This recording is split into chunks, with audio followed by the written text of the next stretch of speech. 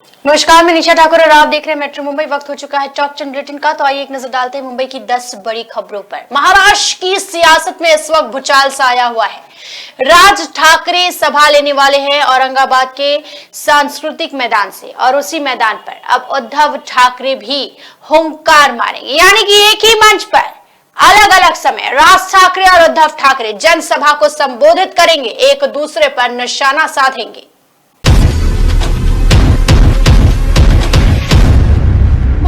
सियासत एक अलग ही अंदाज में चलती हुई नजर आ रही है। महाराष्ट्र नवनिर्माण सेना प्रमुख राज ठाकरे को 1 मई को औरंगाबाद में सभा करने की अनुमति मिल गई है। हालांकि उन्हें 16 शर्तों के साथ सभा की अनुमति दी गई है। इसी बीच खबर है कि राज ठाकरे की रैली के बाद शिवसेना प्रमुख उद्धव ठाकरे औरंगाबाद के इसी मैदान में जनसभा को संबोधित करेंगे। शिवसेना के पूर्व सांसद चंद्रकांत खैरे ने इसकी पुष्टि की है। खैरे ने कहा कि मुख्यमंत्री उद्धव ठाकरे जून के महीने में उसी स्थान पर एक जनसभा को संबोधित करेंगे। हालांकि अभी तारीख तय नहीं हुई है, लेकिन औरंगाबाद शहर के खड़केश्वर क्षेत्र के सांस्कृतिक मैदान में शिवसेना शाखा की वर्षगांठ मनाने की योजना पहले से ही थी। पिछले दिनों से महाराष्ट्र में भी लाउडस्पीकर का सियासत जारी है। हाल ही में राज ठाकरे ने मस्जिदों से लाउडस्पीकर हटाने को लेकर अल्टीमेटम जारी किया था। हाल ही में मुंबई में कार्यकर्ताओं को संबोधित करते हुए राज ठाकरे ने कहा था, मस्जिदों में लाउडस्पीकर इतनी तेज आवाज में क्यों बजाए जाते हैं? अगर इसे नहीं रोका गया तो मस्जिदों के बाहर स्पीकर पर अधिक तेज आवाज में हनुमान चालीसा बजाया जाएगा। फिलहाल महाराष्ट्र की सियासत में भूचाल सा आया है। एक ही मंच से अलग अलग दिन उद्धव ठाकरे और राज ठाकरे जनसभा को संबोधित करने वाले हैं। Bureau report, metro Mumbai. कई बार ऐसी शिकायतें होती है कि अरे मेरी चप्पल यहीं रखी हुई थी, कहाँ गई? मतलब कि चप्पल चोरी हो जाती है। अक्सर ये घटना मंदिर के सामने से सुनी जाती है, लेकिन ऑफिस के बाहर या घर के बाहर से भी आपकी चप्पल चोरी हो सकती है। देखिए ये सीसीटीवी फुटेज।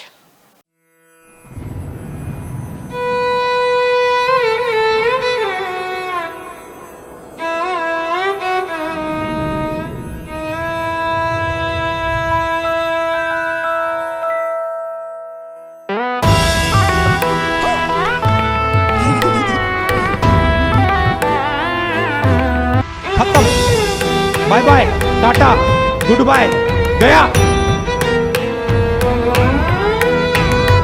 चोरों की नजर कब किस पर पड़ जाए और कौन सा सामान गायब हो जाए कोई नहीं कह सकता। चोर कभी गटर के चेंबर की ढक्कन चुरा ले जाते हैं तो कभी कुछ और। एक ऐसा घटना आया है कल्याण से, जहां चोरों की नजर चप्पल पर पड़ी और एक साथ 1 दर्जन से ज्यादा चप्पल गायब। दरअसल कल्याण के शहाड़ परिसर की ये घटना है, जो घटना सीसीटीवी में कैद हो गई। इस तस्वीर में आप साफ तौर पर देख सकते हैं कि बड़ी ही सफाई से चोर पहले तो बैठता है और धीरे धीरे सभी चप्पल को अपनी बाहों में भर लेता है और बड़े ही आराम से उन सभी चप्पलों को चुरा कर ले जा रहा है। ऑफिस के अंदर जो लोग बैठे हैं उन्हें अंदाजा भी नहीं है कि उन्हें घर अब नंगे पैर जाना पड़ेगा, क्योंकि चप्पल तो चोर चुरा ले गया। चोर के हाथ से एक चप्पल गिर जाता है, लेकिन शायद चोर ने उस पर ध्यान नहीं दिया, नहीं तो वो भी चप्पल नहीं छोड़ता। सीसीटीवी फुटेज को एक बार फिर से देखिए और देखिए कि आखिर कैसे सिर्फ मंदिर के बाहर से ही नहीं, ऑफिस के बाहर से भी आपके चप्पल चोरी हो सकते हैं। फिलहाल कल्याण के शहाड़ परिसर में चप्पल चोरी की घटना काफी ज्यादा बढ़ गई है, जिससे लोग काफी ज्यादा परेशान हैं। Bureau report, metro Mumbai.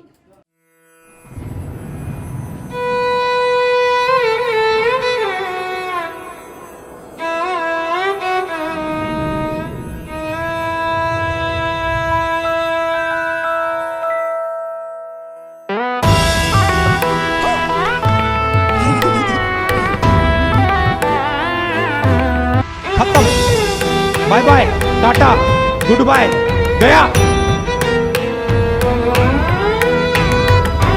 तो मुंबई घरों का सफर अब ठंडा ठंडा कूल कूल होगा, क्योंकि एसी लोकल का किराया 50% तक कम कर दिया गया है। गर्मी के मौसम में एसी लोकल में सफर करने का मन तो आपका भी करता होगा, लेकिन किराया सुनकर ही मन निराश हो जाता है। पर अब ऐसा नहीं होगा। महाराष्ट्र सरकार ने जनता को सौगात दी है। एसी लोकल किराया कम कर दिया गया है। आगामी बीएमसी चुनाव से पहले मोदी सरकार ने मुंबईकरों को ये बड़ी सौगात दी है। मोदी सरकार ने एक बड़ा निर्णय लेते हुए एसी लोकल ट्रेन का किराया 50% कम कर दिया है। रेल मंत्रालय ने इस फैसले के बाद अब एसी लोकल ट्रेनों में सफर करने वाले यात्री आधे किराए में यात्रा कर सकेंगे। वहीं सरकार के इस फैसले के बाद केंद्रीय मंत्री राव साहेब दानवे ने लोगों को जानकारी देते हुए मोदी सरकार की तारीफ की। वहीं मोदी सरकार के इस फैसले के बाद मुंबईकरों ने खुशी जाहिर की। एसी ट्रेन, लेकिन लोगों की शिकायत थी कि एसी ट्रेन का भाड़ा ज़्यादा है, उसको हमने आज आधा कर दिया बम्बई वालों के लिए। रेल राज्य मंत्री राव साहेब दानवे ने बताया कि रेलवे बोर्ड ने मुंबई में एसी लोकल ट्रेन के किराए में 50% कटौती करने के फैसले को मंजूरी दे दी है। जानकारी के मुताबिक टिकट की दर 130 रुपए से 90 रुपए तक की गई है। वेस्टर्न लाइन से सेंट्रल लाइन पर किराए में कटौती किलोमीटर के हिसाब से होगी। लोकल ट्रेन में एसी सफ़र करने वाले यात्रियों के लिए एक बड़ी खुशखबरी है। अब जो है यात्रियों के लिए जो गर्मी का मौसम है, इन सब में जो लोग यात्रा कर रहे हैं वो अब आधे दाम में सफ़र कर सकते हैं। चर्च गेट से विरार के लिए जो 220 रुपये उनको देना पड़ता है टिकट के लिए, अब वो आधे दाम में मतलब 100 रुपये में ही वो यात्रा कर सकते हैं। क्योंकि गर्मी के दौरान अगर देखें तो कई ऐसे यात्री हैं जो ट्रेन के जो है किराए की अधिक होने की वजह से वो एसी लोकल ट्रेन में सफ़र नहीं कर पा रहे थे। ऐसे में रेलवे के द्वारा एक बड़ी खुशखबरी है। तो अब यात्री जो है जब सफ़र करेंगे तो उन्हें कहीं न कहीं आधे दाम में किराया देना पड़ेगा और वह बड़े ही आसानी से सफ़र करते नजर आएंगे। मुंबई से Rahul Shukla, metro Mumbai news. Rail राज्य मंत्री राव साहेब दानवे के अनुसार मुंबई के सेंट्रल रेलवे पर स्थित छत्रपति शिवाजी महाराज टर्मिनस यानी टर्मिनस से लेकर थाने स्टेशन तक किराया अब तक 180 था, लेकिन अब ये घटकर 90 हो गया है। तो वही CSMT से कल्याण का किराया पहले 210 था, जो अब घटकर 100 रुपए तक हो गया है। जबकि CSMT से भाईतला का किराया पहले 65 रुपया था, जो अब घटकर 30 हो गया है। तो वही पश्चिम रेलवे पर एसी लोकल का किराया पहले 220 था, जो अब घटकर महज 105 रुपए हो जाएगा। मेट्रो मुंबई के लिए राहुल शुक्ला के साथ निशा ठाकुर की रिपोर्ट। तो बीजेपी और MNS का गठबंधन लगभग तय है। 14 जून को गठबंधन का ऐलान हो सकता है।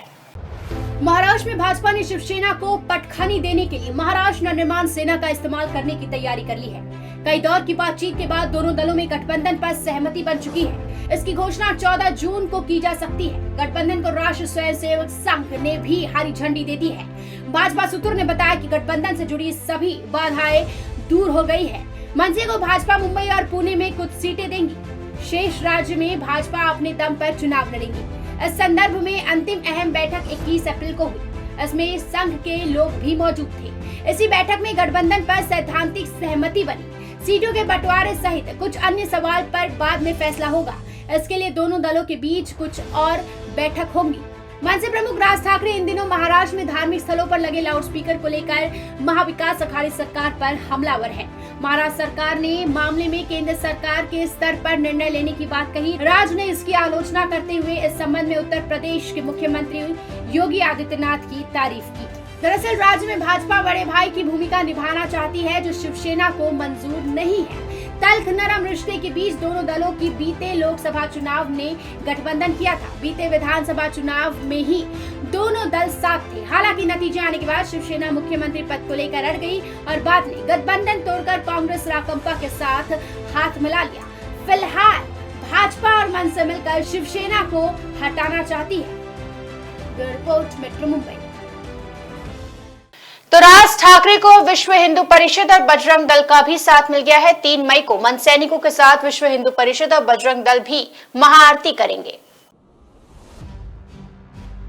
महाराष्ट्र निर्माण सेना प्रमुख राज ठाकरे के आह्वान किए जाने के बाद 3 मई को पुणे के सभी मंदिरों में जो महाआरती का आयोजन किया जाएगा, उनमें MNS के कार्यकर्ताओं के अलावा बड़ी तादाद में विश्व हिंदू परिषद और बजरंग दल समेत 7 से 8 संगठनों के कार्यकर्ता शामिल होंगे। न सिर्फ पुणे बल्कि राज ठाकरे के आगामी अयोध्या दौरे में भी वहां जो महाआरती का आयोजन किया जाएगा, वहां भी BHP और बजरंग दल MNS कार्यकर्ताओं के साथ शामिल होंगे। ये जानकारी MNS नेता अजय शिंदे ने दी।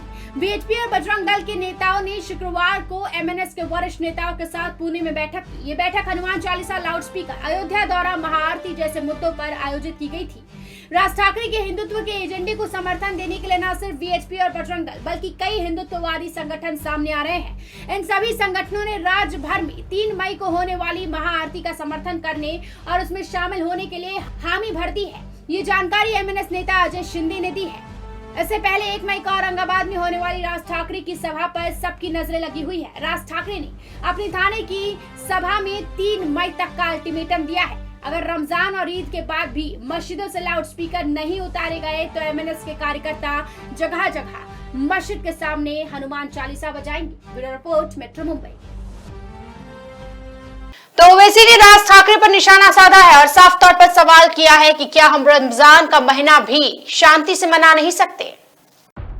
एआईएमआईएम चीफ असदुद्दीन ओवैसी ने भारतीय जनता पार्टी पर करारा हमला बोला है। देश में धार्मिक स्थलों पर बजने वाले लाउड स्पीकर को लेकर बड़ा विवाद चल रहा है। उत्तर प्रदेश में योगी आदित्यनाथ सरकार मंदिर मस्जिदों पर बजने वाले लाउड स्पीकर पर वॉल्यूम कम करा रही है। वहीं बड़े पैमाने पर लाउड स्पीकर उतरवाए भी गए हैं। महाराष्ट्र में हनुमान चालीसा का विवाद चल रहा है। वहीं झारखंड से केंद्रीय गृह मंत्री अमित शाह और यूपी से डिप्टी सीएम केशव प्रसाद मौर्य ने यूनिफॉर्म सिविल कोड का मुद्दा भी गर्म कर दिया है। इन तमाम मसलों पर एआईएमआईएम प्रमुख असदुद्दीन ओवैसी ने भारतीय जनता पार्टी पर करारा हमला बोला है। हैदराबाद के सांसद ओवैसी ने बड़ा हमला करते हुए कहा, भारतीय जनता पार्टी मुद्दों को गरमाकर साजिश कर रही है। हमें रमजान का पवित्र महीना भी सुकून से मनाने नहीं दिया जा रहा है। महाराष्ट्र में जारी हनुमान चालीसा विवाद पर असदुद्दीन ओवैसी ने कहा कि वहां जब भारतीय जनता पार्टी और शिवसेना की सरकार थी तब लाउड स्पीकर का मुद्दा क्यों नहीं उठाया गया। उस समय इस समस्या को हल कर लेते। सीएम उद्धव ठाकरे और मनसे प्रमुख राज ठाकरे के बीच चल रहे विवाद से पूरे प्रकरण को जोड़ते हुए ओवैसी ने कहा कि 2 भाइयों के बीच यह वन अप मैनशिप का मसला है। कौन सबसे बड़ा हनुमान भक्त के मसले पर ओवैसी ने कहा कि ये 2 भाइयों की लड़ाई है, इसीलिए इस मुद्दे को उठाया जा रहा है। ओवैसी ने कहा कि भाजपा शिवसेना की गठबंधन की सरकार थी तब तो उनके मुंह में लड्डू गुलाब जामुन था, इसीलिए चुप बैठे थे। आज अचानक इस मामले को क्यों उठाया जा रहा है। असदुद्दीन ओवैसी ने सुप्रीम कोर्ट के आदेश के तहत लाउड स्पीकर की आवाज को कम किए जाने के मामला पर भी बड़ा बयान दिया है। दरअसल सुप्रीम कोर्ट ने अपने आदेश में नमाज को तो सही माना है, लेकिन लाउड स्पीकर के प्रयोग पर सवाल खड़े किए हैं। इस आधार पर यूपी में योगी आदित्यनाथ सरकार की ओर से लाउड स्पीकर को हटाने की कार्रवाई की जा रही है। सुप्रीम कोर्ट के तो कई सारे आदेश हैं। आप क्या सुप्रीम कोर्ट के हर आदेश को लागू कर रहे हैं? ऐसे कितने आदेश हैं जिनको लागू नहीं कराया गया है? असदुद्दीन ओवैसी ने ये सवाल खड़ा किया है। Bureau report, metro Mumbai. तो सोनी टीवी की इमारत पर अब बीएमसी का बुलडोजर चल सकता है। बीएमसी ने नोटिस भेजा है। केंद्रीय मंत्री नारायण राणे और बीजेपी नेता मोहित कंबोज का अवैध निर्माण के मामले में नोटिस के बाद बीएमसी ने सोनी टीवी को भी नोटिस भेजा है। मलाड में स्थित सोनी टीवी प्रोडक्शन हाउस को भेजे नोटिस में बीएमसी ने कहा कि बिल्डिंग के दूसरे, तीसरे और चौथे, 5वें फ्लोर सहित टेरेस पर अवैध निर्माण किया गया है। नोटिस में कहा गया है कि अवैध निर्माण को तत्काल हटाया जाए, अन्यथा बीएमसी खुद तोड़क कार्रवाई करेगी। पी नॉर्थ वार्ड द्वारा दी गई नोटिस में अवैध निर्माण को चिन्हित कर ब्यौरा दिया गया है। बिल्डिंग के निर्माण के समय पास प्लान में काफी फेरबदल किया गया है, जिसमें ऑफिस और स्टूडियो के साथ कैंटीन और रसोई घर, मेकअप रूम, सर्वर रूम और केबिन में अवैध निर्माण कार्य किया गया है। साथ ही एडिटिंग रूम और स्टोरेज रूम में भी अवैध निर्माण हुआ है। अवैध निर्माण को लेकर फिल्म प्रोडक्शन हाउस को बीएमसी एक्ट 53(1) का नोटिस भेजा गया है। नोटिस में 30 दिनों के भीतर स्वतः अवैध निर्माण को हटाने की मोहलत दी गई है। साथ ही अवैध निर्माण को वैध कराने का भी ऑप्शन उनके पास है। बीएमसी अधिकारियों का साफ कहना है कि सोनी टीवी द्वारा किए गए इस अवैध निर्माण की वजह से उनके अपने ही कर्मचारी और बिल्डिंग को बाकी लोगों की जान खतरे में आ चुकी है। उन्होंने अगर कभी कोई दुर्घटना तो बड़ा हादसा होता है तो कईयों की जान जा सकती है। इस मामले में सोनी टीवी की तरफ से बताया गया है कि आरोप गलत है। Bureau report, metro Mumbai. तो शहनाज गिल बॉलीवुड में डेब्यू कर सकती है सलमान खान की फिल्म कभी ईद कभी दिवाली से। सलमान खान आजकल शहनाज गिल पर काफी मेहरबान नजर आ रहे हैं। रिपोर्ट्स है कि शहनाज गिल अपना बॉलीवुड डेब्यू करने वाली है, किसी और के साथ नहीं बल्कि सलमान खान संग ही शहनाज गिल फिल्म कभी ईद कभी दिवाली का हिस्सा होंगी। हालांकि एक्ट्रेस की ओर से अब तक इस पर कोई जानकारी नहीं मिल पाई है। खबर है कि सलमान खान कभी दिवाली को प्रोड्यूस करने वाले हैं। एक्टर ने खुद शहनाज गिल को इस फिल्म के लिए अप्रोच किया है। सलमान को शहनाज गिल इनकार नहीं कर सकी और उन्हें इसके लिए हामी भी भर दी है। रिपोर्ट्स में ये भी कहा जा रहा है कि शहनाज गिल का रोल भाईजान के साले साहब आयुष शर्मा संग होगा।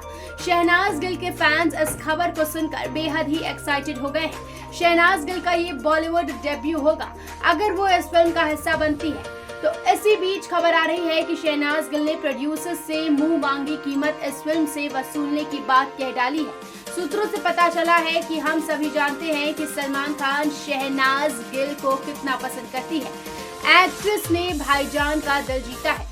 बिग बॉस 13 में ये सलमान खान संग अच्छी बॉन्डिंग बिताती हुई नजर आई थी। सलमान खान को शहनाज गिल की सादगी बहुत पसंद है। सूत्रों ने आगे कहा कि सलमान खान ने साबित कर दिया कि उन्हें अगर कोई पसंद आता है तो वो उसके लिए कुछ भी करने के लिए तैयार है। वो इस समय एक पंजाबी फिल्म की शूटिंग कर रही है। फैंस एक बार फिर शहनाज गिल को बड़े पर्दे पर देखेंगे। Bureau report, metro Mumbai. Bandra और खार के बीच एक फ्लाईओवर का पुनर्निर्माण किया जाएगा जिससे यात्रियों का सफर आसान होगा। मुंबई सेंट्रल और बोरीवली के बीच उठी रेलवे लाइन के निर्माण में तेजी लाने के लिए पश्चिम रेलवे का मुंबई डिवीजन बांद्रा और खार रेलवे स्टेशनों के बीच एक नया रेलवे पुल बनाने की योजना बना रहा है।